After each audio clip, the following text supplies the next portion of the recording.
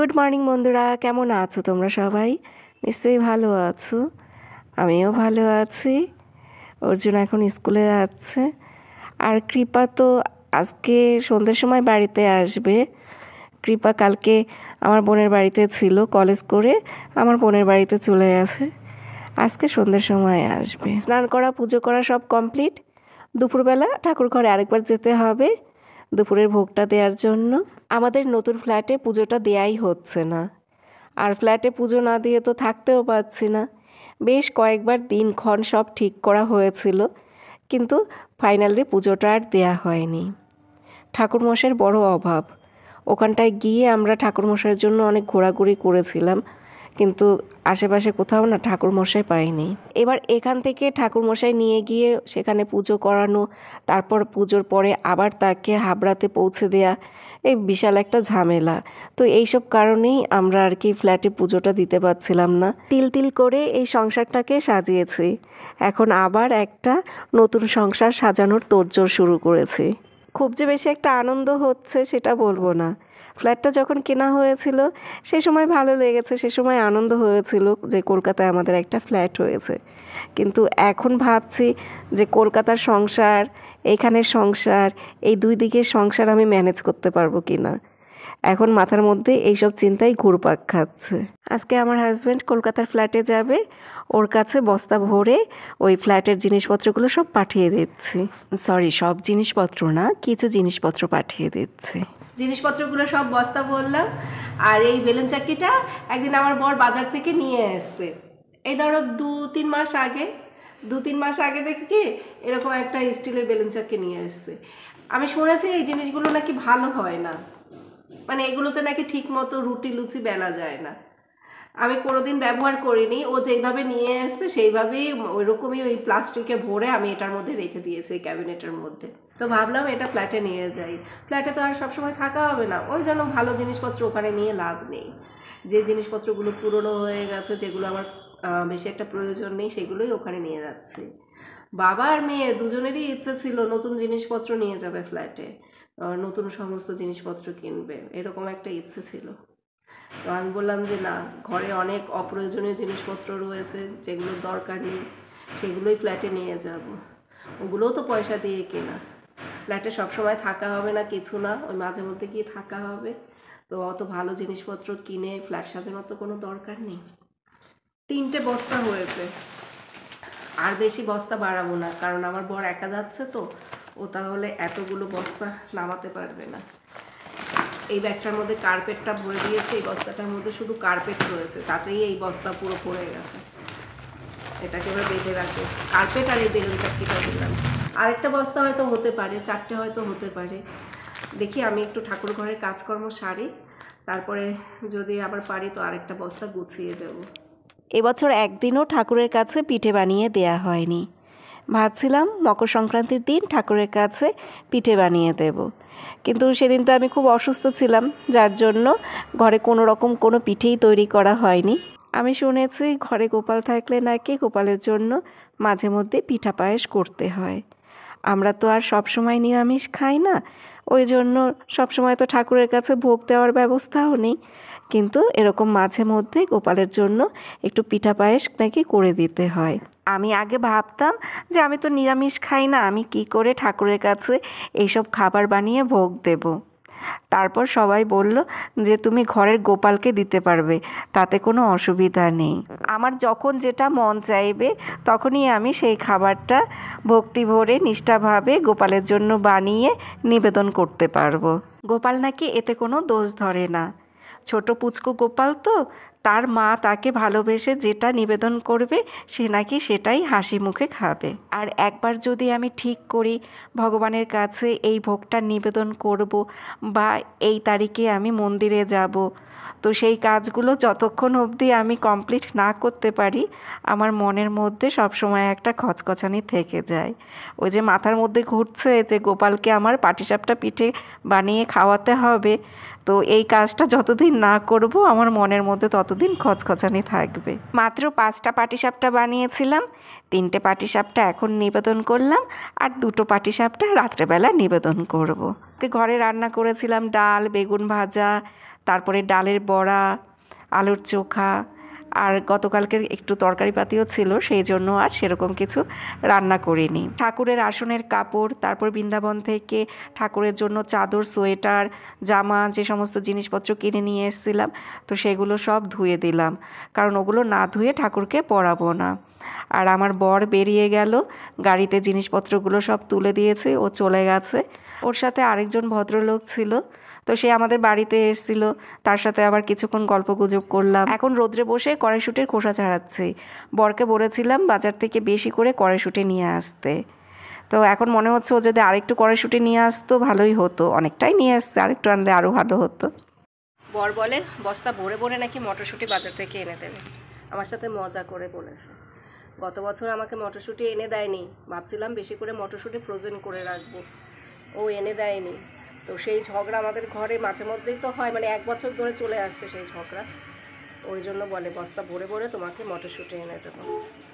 এখন আমি অর্জুনকে আনতে যাব, প্রায় 3টে বাজে, রেডি হওয়াই তো আছে, তো ওই জন্য আর তাড়াহুড়ো করছি না, আমার ব্যাগটাও গোছানো আছে। অর্জুনকে স্কুল থেকে নিয়ে আসলাম, এবার আটা আর ময়দা একসাথে মিশিয়ে ময়ান দেব, এই দিয়ে কড়াইশুঁটির কচুরি হবে। 5:15 বাজে এখন। অর্জুনকে নিয়ে বাড়িতে এসেছি 4:45টার সময়। অর্জুনকে যখন আনতে গিয়েছিলাম সে সময় আর ব্লগ করা হয়নি।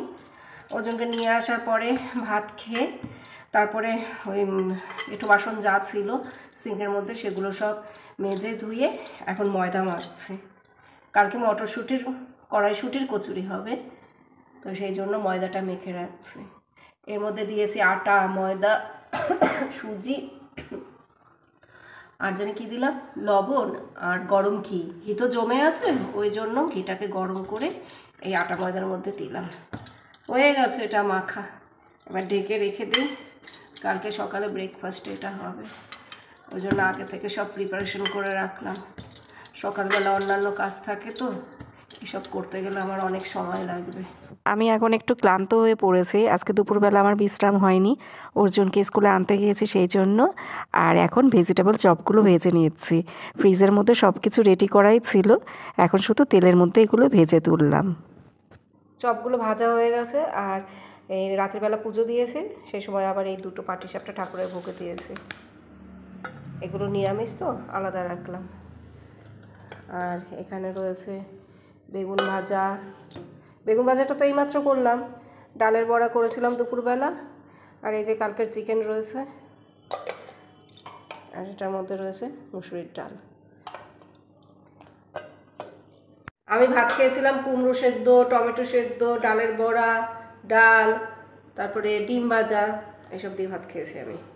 কি রে, মাথা ব্যথা করছে? বমি পাচ্ছে কেন? এসব উল্টো পাল্টা খাস কেন?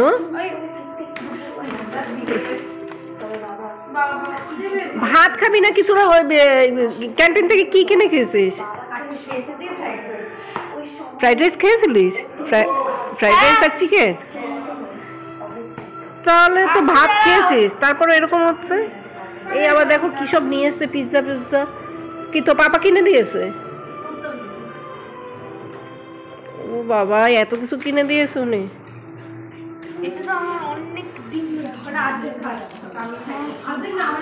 এই বিছানার মধ্যে সব খাবার। পিৎজা, আর ওটা কি? ওইটা কি রে? ওইটা টাকো, টাকো পিৎজা। আর ওইটা কি কেক অর্জুনের হাতে? ওই যে চকোলাভা কেকটা, এটা খেতে বেশ ভালো, লাভা কেক। 10:10 বাজে এখন, সবার খাওয়া দাওয়া কমপ্লিট। কৃপা তো কলেজ থেকে আসার সময় সে কত খাবার নিয়ে আসলো, যে তোমরা তো দেখলে, পিৎজা, টাকো, তারপরে কেক। তো আমি ওখান থেকে একটুখানি কেক খেলাম, একটুখানি টাকো খেলাম, পিৎজা আমি খাই না। আর অর্জুন সেই সময় ওগুলো একটুখানি খেয়ে পড়তে গিয়েছিল, আবার এসে আর একটু খাবার খেলো। ওই যে ভদ্রলোক এসছিল আমাদের বাড়িতে, আমি তো ভিডিও করিনি সেই সময়, আমি যখন রান্না করছিলাম, তো সেই ভদ্রলোক তো আমার হাজব্যান্ডের সাথে গেছে। তো সেই কিনে দিয়েছে কৃপাকে ওগুলো। ওনাকে বলছিলাম ভাত খেতে, উনি খেলোই না। গরম গরম ভাত করেছি, ভাত, ডাল, ডালের বড়া, এগুলো সব তখন গরম ছিল। আমি রান্না করছিলাম সেই সময়, তো এসছে মাংস ছিল। খুব জোর করছিলাম ওনাকে ভাত খাওয়ার জন্য, রাজি হয়নি। বলে আমি এইমাত্র বাড়ি থেকে ভাত খেয়ে এসেছি, সকালবেলা আমি ভাত খেয়ে বের হয়েছি। তো শুধু ডিম ভাজাটা খেয়েছিল আর ওই পাটিসাপটা পিঠা খেয়েছে। যাই হোক, আমার বরের কাণ্ড শুনবে। 3-4 দিন আগেও আমার হাজব্যান্ডের ফ্ল্যাটে যাওয়ার কথা ছিল, তারপরে একে ওকে ফোন করছে, আমার ভাসুরদেরকে ফোন করছে, তারপরে আমার যা, ননদ, মানে আমাদের পরিচিত মোটামুটি যারা আছে সবাইকে ফোন করে শুধু বলছে আমার সাথে যাবি এরকম করে বলছে। তারপর উপায় না পেয়ে আমার মাকে আজকে ফোন করেছে। তো আমার মা যে যেতে পারবে না সেটা আমি তো ওকে আগেই বলেছি। আমি ওকে বললাম যে মা তো যাবে না, মা তো আমাদের বাড়িতে এসেই থাকতে পারে না। তাও মাকেও ফোন করেছে, বলে এরকম এরকম আপনি আমার সাথে যাবেন ফ্ল্যাটে। মা বলে কি আজকে তো তোমার শ্বশুর মশাইকে নিয়ে আমাকে ডাক্তারের কাছে যেতে হবে, আমি তো বেরোতে পারবো না। তারপর কোনো উপায় না পেয়ে ওই ভদ্রলোককে ফোন করলো যে আমাদের বাড়িতে আজকে এসছে। উনি আমাদের সাথে বৃন্দাবনেও গিয়েছিল, কাশ্মীরেও গিয়েছিল। ওনাকে ফোন করেছে, ওনাকে নিয়ে তারপরে গেছে। ও কিছুতেই একা বের হবে না, বলে আমি যে একা একা এতক্ষণ ধরে গাড়ি চালাবো, আমার খুব বোর লাগবে, আমি একা থাকতে পারি না। কি মানুষ চিন্তা করো, অথচ আমি পুরো একা একা যাওয়া আসা করি ফ্ল্যাটে। আমি একা একা বাসে, ট্রেনে, দিব্যি ফ্ল্যাটে একা একা চলে যাই। আর ও গাড়ি চালিয়ে যাবে, ওর নাকি সাথে কাউকে থাকতেই হবে, ও একা থাকবেই না। আমি যখন বাবার সাথে থাকি সেই সময়ও তো ও একে ওকে ফোন করে ঘরে ডেকে নেয়, রাতের বেলা তারা থাকে, ও একা থাকে না। কি মানুষ চিন্তা করো, এত বয়স হয়ে গেছে তাও মানে এই ছেলে মানুষগুলো ছাড়তে পারলো না। মানে আমার কাছে এগুলো ছেলে মানুষই মনে হয়, হ্যাঁ, যে একা আমি থাকতে পারি না, একা চলতে পারি না। নিজের ব্যবসার কাজে যখন যায় অফিসে, মানে কলকাতার অফিসে যখন যায় নিজের ব্যবসার কাজে, তখন কি সবাইকে নিয়ে যায় বলো তো?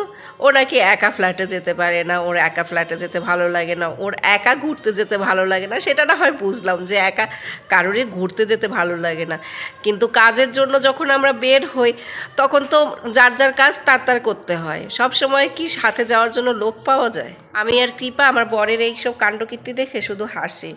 মেয়েও হাসে, আমিও হাসি। কি আর করব। মেয়েও ভাবে যে আমি সব সময় একা একা যাওয়া আসা করি, দুবার করে আমি যাওয়া আসা করি, সকালে যায় রাত্রে আসে। আর বাবা একটুখানি ফ্ল্যাটে যাবে, গিয়ে জিনিসপত্রগুলো রেখে আসবে, ওখানে গিয়ে ওই যেটুকু যা কাজ একটু করে আসবে। তাই পাপা সবার পা ধরছে পাপার সাথে যাওয়ার জন্য। যাই হোক বন্ধুরা, আমি তো 6:30টার সময় উপরের ঘরে চলে এসেছি, আর নিচের ঘরে যাইনি। কৃপাই সবাইকে ডিনারটা সার্ভ করে দিয়েছে। দিনের বেলার দিকে যতটা এনার্জি পাই, রাতের বেলার দিকে ততটাই ডাউন হয়ে যায়। তোমাদের সাথে তো এই যে দেখো না, শুয়ে শুয়ে কথা বলছি, বসতে আর পাচ্ছি না। মানে কোমর তো না, পিঠে এত ব্যথা করছে, বসে থাকতে আর পাচ্ছি না। তো ওদের সবার সাথে আবার গল্প করলাম, এখানে বসে বসে সবার সাথে আমাদের গল্প হলো। রাতের বেলা তো আমি আর সেরকম কিছু খাইনি, ওই টাকো খেয়েছিলাম, কেক খেয়েছিলাম, ভেজিটেবল চপ খেয়েছি। তো ওই জন্য আর ভাত খাওয়া হয়নি। ওরা 3জন ভাত খেয়েছে অল্প অল্প। আজকে আবার কাশিটা খুব বেড়েছে, সকালের দিকেও খুব কাশি হচ্ছিল, আবার দেখছি এই সন্ধ্যের পর থেকে খুব কাশি হচ্ছে। বুকে তো কফ জমা হয়ে রয়েছে, পুরো টের পাচ্ছি, বুঝতে পারছি। টাটা বন্ধুরা, গুড নাইট। ব্লগ আজকের মতো শেষ। তোমরা সবাই ভালো থেকো, সুস্থ থেকো, সাবধানে থেকো। আবার আগামীকাল দেখা হবে।